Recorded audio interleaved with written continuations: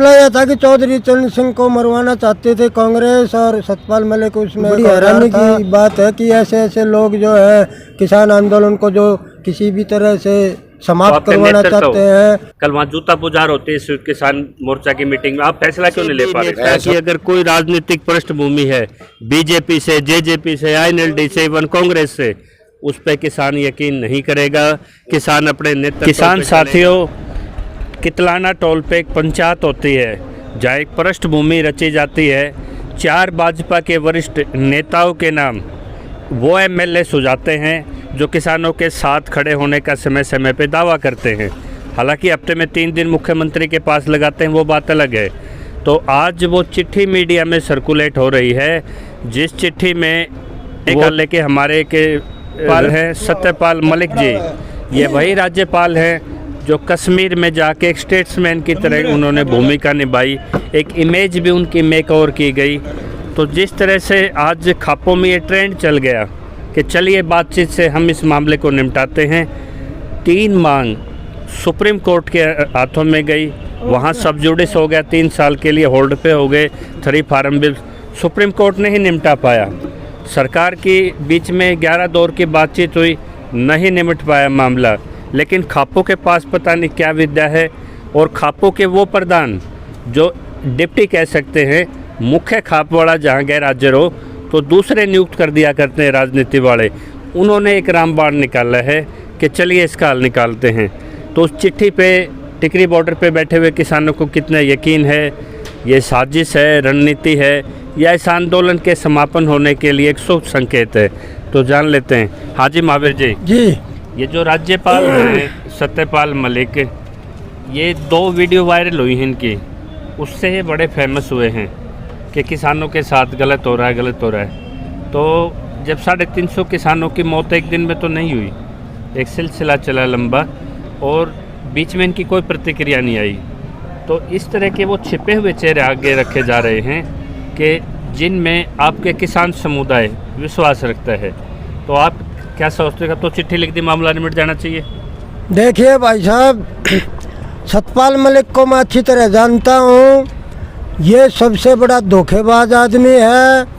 जब चौधरी चरण सिंह को ये पता लगा कि ये कांग्रेस की दलाली कर रहा है, ये लोकदल में था उस समय 1983 में, 1983 में, तो चौधरी साहब को निकालना पड़ा इसे पार्टी से।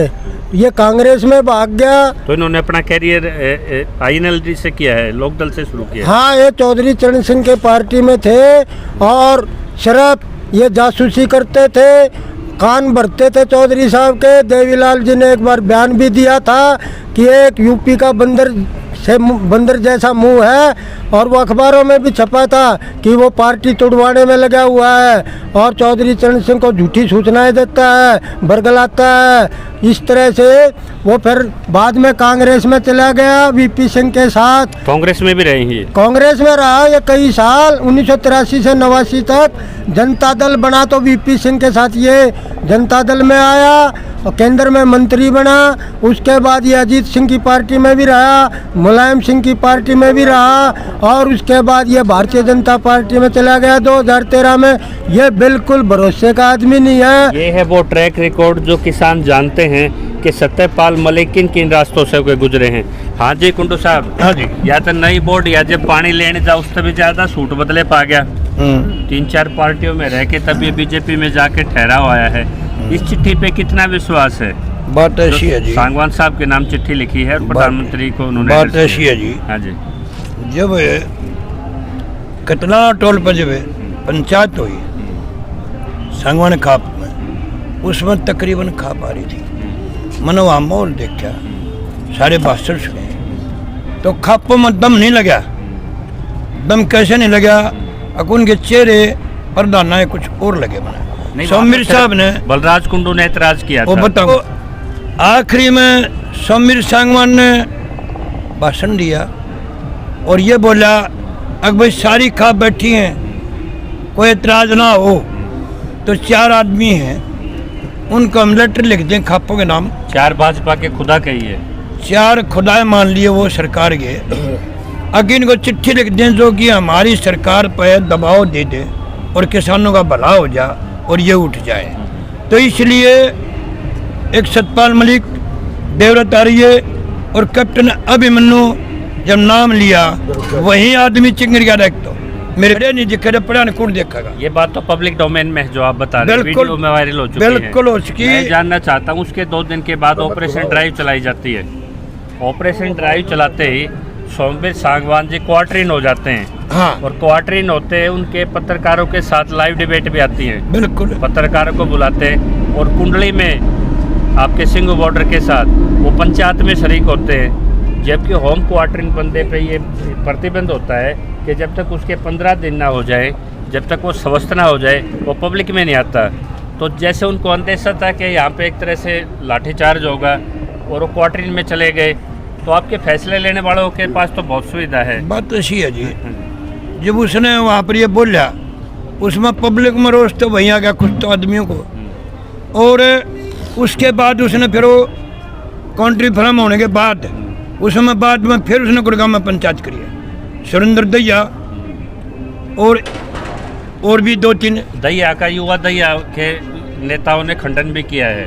खंडन किया नहीं किया वो मुझे नहीं पता। उन्होंने कहा कि हमारे से कोई सलाह मशवरा नहीं हुई। बिल्कुल, स्वयंभू नेता है। एक बात बताओ, जिस सोमवीर ने कितना टोल पर 4 आदमी का नाम लिया, उसमें कैप्टन अभिमन्यु 1 नंबर निकम्मा, सतपाल मलिक 1 नंबर निकम्मा। 1.5 महीने पहले सतपाल मलिक ने बयान दिया था किसानों के लिए, तो अभी बहन के लिए। चिट्ठी में कोई भरोसा नहीं आपका? चिट्ठी तो बिल्कुल बेकार है, उस पर कोई एतबार नहीं। ये पत्र राजनीति है। पत्र राजनीति है। जैसे दूसरे दूसरे ने भी एक लव लेटर लिखा है हाँ। कि भाई मेरे किसानों की सुनिए। हाँ। और नड्डा के पास जाते हैं कि मुझे सीएम बना दीजिए, मैं आप उठा लूंगा सारी जिम्मेदारी। ये बिल्कुल कही है। इन्होंने क्या किया अनिल विज को, अब भाई तू दुष्यंत लेटर लिख दे नड्डा को, भाई किसानों को उठाओ, इसका फैसला करके उठाओ। ये लेटर इसने दुष्यंत ने लिखा है, ये लिखा है 15-16 तारीख को, और वो लेटर भेजा उधर अपना बोझ उतारने के लिए। अकबर में इनको फैसला कर दो, किसानों को उठा दो, बीमारी आ रही है। आपका राजेंद्र फौजी जी। जो पत्र व्यवहार की राजनीति हो रही है, क्या लगता है इससे किसानों का हल निकल जाएगा? नहीं जी, कोई हल नहीं निकलेगा जी। किसान मोर्चा इसमें कोई सहमत नहीं है। किसान, आम किसान, जो हरियाणा किसान है, इन जो नेता है बीजेपी के, इनके ऊपर कोई भरोसा नहीं है।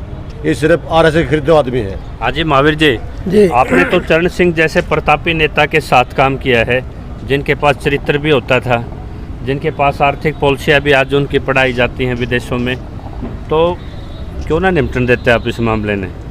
एक चिट्ठी तो निपटे है मामला, इस आंदोलन को क्यों नहीं निपटने देते? देखिए, हमें शुरू से ही पता था कि ये सोमवीर सांगवान सरकार ने भेजा हुआ है। वहाँ से एक ये इस्तीफे का ड्रामा कराया मलिक गया। साहब को आगे रखा गया है, गवर्नर साहब नहीं, मलिक साहब को आगे रखा जा रहा है। गवर्नर हैं जो पश्चिम बंगाल के। मलिक साहब जो है ना, वो तो बिल्कुल अविश्वसनीय आदमी है, उसका तो कोई भरोसा कर ही नहीं नजदीक से सकता। देखा है? बिल्कुल देखा हुआ है, और वो एक महा झूठा बेईमान आदमी है, एक चोर उसको कह सकते हो आप। दिल्ली के थाने में एक FIR दर्ज बता रहे थे आप, जो वो चरण सिंह की यात्राएं निकल रही थी, उनके ड्राइवर को भी पुलिस ने टैकल किया था। वो क्या मामला था? वो तो पर्चा दर्ज ही नहीं होने दिया कांग्रेस ने। क्या मामला था? पंजाब में आतंकवाद का दौर था कि ताकि पंजाब, हरियाणा और यूपी आपस में लड़कर मर जाए और इंदिरा गांधी बच जाए। मामला यह था कि चौधरी चरण सिंह को मरवाना चाहते थे कांग्रेस, और सतपाल मलिक उसमें एक औजार था। और ये बात करतार सिंह ने बताई थी, जो उनके अंगरक्षक थे। बुलंदशहर में जलसा था उस समय। उन्होंने क्यों मरवाना चाहते थे? इनका क्या निजी फायदा था? निजी फायदा ये था कि लोकदल पर कब्जा हो जाता, सतपाल मलिक अध्यक्ष बन जाता। देवीलाल वगैरह उस समय पार्टी से निकाल रखे थे चौधरी साहब ने, तो ये सोचता था कि मैं उनकी लड़की के साथ मतलब मिलकर। महत्वाकांक्षी नेता हैं। हाँ जी। तो ये फिर मामला कैसे निपटा? ये उसका कोई पर्चा दर्ज ही नहीं होने दिया ना। कांग्रेस की सत्ता थी उस समय, उन्होंने कोई FIR दर्ज नहीं उस होने समय दी। की बात कर रहे हैं जब उन्होंने चौधरी साहब ने कहा था कि इंदिरा गांधी को जेल जाना होगा। हाँ जी, हाँ जी। तो ये तो इंदिरा गांधी का और चरण सिंह का टसल चल रहा था, उस वक्त की बात है। जी जी जी, हाँ जी। उस समय की बात है। लेकिन जो है आज बड़ी हैरानी की बात है कि ऐसे ऐसे लोग जो है किसान आंदोलन को जो किसी भी तरह से समाप्त करवाना चाहते हैं, और सरकारी आदमी है, बेभरोसे के आदमी है। सांगवान भी ऐसा ही है, उसने चुनाव लड़ने के लिए, टिकट पाने के लिए सरोखा पंचायत करी थी। बहाना था समलैंगिक संबंध के विरोध में है ये पंचायत। मैं भी उस पंचायत में गया था। उन्होंने कहा ये सिर्फ अपना टिकट हासिल करने के लिए कर रहा है जुगाड़, और उनको टिकट मिला नहीं। इन्होंने शरफ खाप की तरफ से चिट्ठी भी लिखी अदालत को, भारतीय जनता पार्टी को, सरकार को, लेकिन उनको पता था कि इनकी कोई औकात नहीं है, कोई ताकत नहीं है, उन्होंने कोई तवज्जो नहीं दी। जिसको बीजेपी की आप हार मानोगे कि इस टिप्पणी की तरह जो जट और जट्टा कौम से जो भाजपा में जो भी हैं राजनेता, उनको इस टिप्पणी की तरह वो यूज कर रहे हैं, उनकी छवि को कैश करके बातचीत में लाने की कोशिश कर रहे हैं। जो आज मंत्रिमंडल है, संघ है, आरएसएस है, प्रधानमंत्री है, क्या वो बातचीत करने में विफल है? बिल्कुल, सरकार तो फेल हो चुकी है। सरकार इस तरह से भाग रही है जैसे कि भाई इस देश का कोई मसला ही नहीं है। ये सरकार तो ये सोचती है कि बैठे रहने दो। अब उन्होंने पल्ला झाड़ लिया है, वे सोचते हैं कि अपने आप उठकर चले जाएंगे, लेकिन ऐसा होगा नहीं। यदि कोविड का बहाना 2 तारीख के बाद पोल रिजल्ट्स आ जाएंगे, कोर्ट में याचिका भी लग सकती है कि भाई ये हमारे साथ कोऑपरेट नहीं कर रहे कोविड मैनेजमेंट में, और एक आदेश लेके कोर्ट का बहाना लेके भी सरकार आप लोगों को उठा सकती है।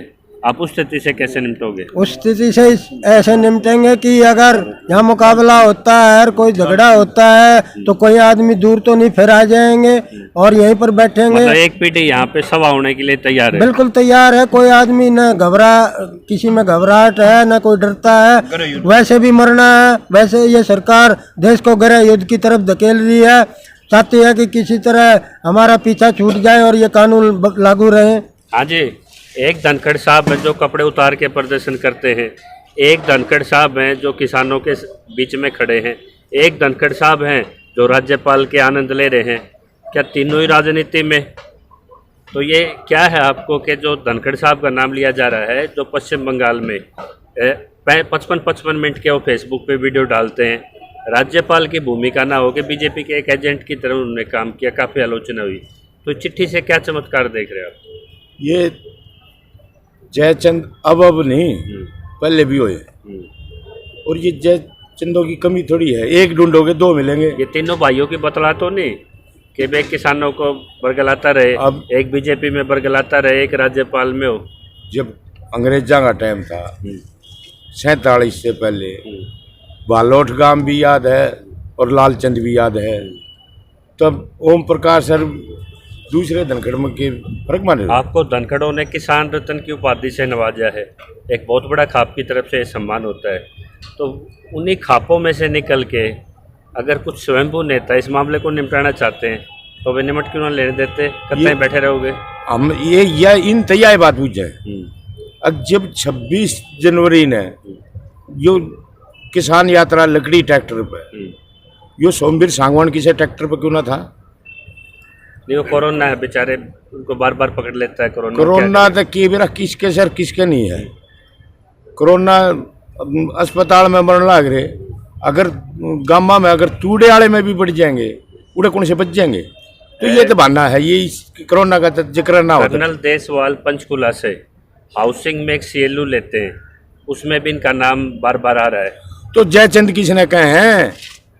ये मौका परस्त हैं। और जब लॉकडाउन का मैं याद दिवा दूं, इतिहास खंगालना चाह रहे हैं कि चौहान के सामने गाय किसने खड़ी करी थी? हम इस चीज की उस उदाहरण को ना देते, हम तो वो भी समय याद दिवाओगे। अब जब यूपी बॉर्डर पे उस सीमा पे किसान और पुलिस आमने सामने थी, जब राजनाथ की कोठी पे चाय कौन पीवा था, हम तो उस चीज ने भी याद रख रहे हैं, और फिर भी वो भी हमारे बीच में है। हमने कहा चल भाई। खरखोदा मंडी से पवन खरखोदा चेयरमैन है, मंडी ने एक फैसला ले लिया, हम अपने आड़त के लाइसेंस कैंसिल करा देंगे, लेकिन किसी भी सूरत पर डालने के साइलों में माल ले जाने किस देंगे। पवन का जिक्र कर रहे हो? जो 16 में माचिस लेके साथ चला था, अक्तम तेल छिड़क दो, माचिस में लगा दूंगा। उस पवन की जेजेपी अरे जो जहाज पर सवार था, आज वो मंडियों की जो उनके फैसला उसको कमजोर करने के लिए किसान हर एक पॉइंट पर नजर है। किसने किस समय धोखा करा, कौन किस समय रसोईया था? हरियाणा का शिव किसान मोर्चा जहाँ आड़ती खड़ा होगा सीना तान के कि हमारे आड़त खत्म हो जाए, मंडी बंद हो जाए, हम अदानी के सामने रोटी को तिजोरी में बंद नहीं होने देंगे। तो आपका नेतृत्व हो, कल वहाँ जूता पुजार होती है शिव किसान मोर्चा की मीटिंग में, आप फैसला क्यों नहीं ले पा रहे? फैसला तो हो रहा है। अगर इस तिजोरी में अनाज बंद हो गया ना, तो आज जिस तरह 17 रुपए का बंडल 35 में मिल रहा है। तो उस लड़ने वालों के साथ किसान क्यों नहीं ये खड़ा है? देख, ये तो मैं समझाने की कोशिश कर रहा हूँ। साइलोज पे कोई किसान नेता क्यों नहीं खड़ा है? एक दिन के लॉकडाउन पे एक 17 रुपए का बंडल 35 का उसका है, तो वो अनाज अगर तिजोरी में बंद हो गया तो आज जो ये हमारे साथ नहीं दिखाई दे रहे ना, जी, जी। उन्हें भुगतना पड़ेगा। ये 100 रुपए में एक थैली पैकिंग थैली मिलेगी 1 किलो की। आपके भाई का जागरण में बयान आया है कि जिस तरह कॉर्पोरेट को बदनाम किया जा रहा था अडानी अंबानी के नाम को, अब क्यों नहीं बोलता नेता? वो तो उत्तम किस्म का नेता बताया करता। उन्होंने सीधी चुनौती दी है। ई तो वो जूती कड़ा नेता हो रहा है, कैमला था भाग्या जूती छोड़ के। ये मेरा परसों कल का टाइम था जींद का, जींद से भाग लिया। वो तो पार्टी के अनुशासन में बंधे हुए हैं, जैसे आदेश होगा वैसे मान लेंगे। मोदी की फैक्ट्री अगर रसोईया था यो तो हमारे किसान ने पहचान में थोड़ा टाइम लगा दिया। उन्होंने कहा है जागरण को कि भाई जब आज अदानी इन पे जो शंकाएं पैदा करते थे कॉर्पोरेट को खेती चली जाएगी, तो अब नेतृत्व चुप क्यों है? एक बात बताओ, 2 साल पहले दिखा दिया, अब भाई यो तो विधानसभा लायक भी नहीं है। और बीजेपी वाला ने ईसाई जब कूड़ा इकट्ठा करके जब सर पर छोड़ दिया, प्रदेश अध्यक्ष बना दिया, तो समझ से कहे कि इनका कोई आधार नहीं बचा। कुंडू साहब 25 रुपए भाड़ा पर क्विंटल और 1% का कमीशन उन्होंने गांव में अपने बंदे छोड़ दिए हैं और सीधा माल मंगाया जा रहा है, माल रिजेक्ट किया जा रहा है 3-3 दिन खड़े करके ट्रैक्टरों की लाइन में। तो किसानों के लिए मुद्दा कब बनेगा? 8 दिन पिछला भी बात ऐसी है जी, आड़ती भी नहीं दे रहे साथ हमारा किसानों की गलती है। किसानों की गलती है, किसानों ने नाज नहीं गिरना चाहिए वहाँ पर। ये नहीं पता 25 रुपए नहीं हो 50 रुपए भी फालतू ले लेगा। उसने तिजोरी में बंद कर 100 रुपया थैली बेच रही है किलो की। जिसने 2 तारीख को बेचा अपना गेहूँ, हाँ, आज भी उसके ढेर के ढेर लग रहे हैं, उठान नहीं हो रहा। सीधा तरह से उनको आदेश दे दिया एफसीआई ने कि जितना किसान यहाँ बेच के जाए मंडी में सीधा वहाँ पहुँचा दो। हाँ। और वहाँ अकड़ा बैठा है कि हमारा व्यवसाय खत्म हो जाए, लेकिन हम देश के साथ धोखा नहीं करेंगे। हाँ। तो आप क्यों नहीं खड़े हो रहे अपने उसकी आड़ती के साथ? बात ऐसी है जी, ना तो किसान का पैसा है। के चटूने भी आड़तियों के नेता होते थे, आज क्यों नहीं बोल रहे जब आड़ती बिल्कुल जान की बाजी लगा रहे? बात ऐसी है जी, ना तो किसानों का पैसा आ रहा है, किसान को घेरा जा रहा है। सेलोज के लिए मंडी बंद होनी लग रही है, आड़ती बढ़ा रहा है, रो रहा है। कोई मुद्दा नहीं है हमारे पास तो सारे मुद्दे हैं।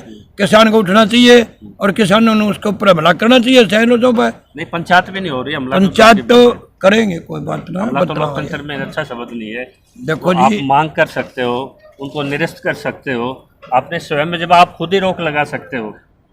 देखो जी, अपने 26 तारीख को गए थे, हम बम्बे में गए थे, वहाँ बोला किसानों को क्या संदेश है?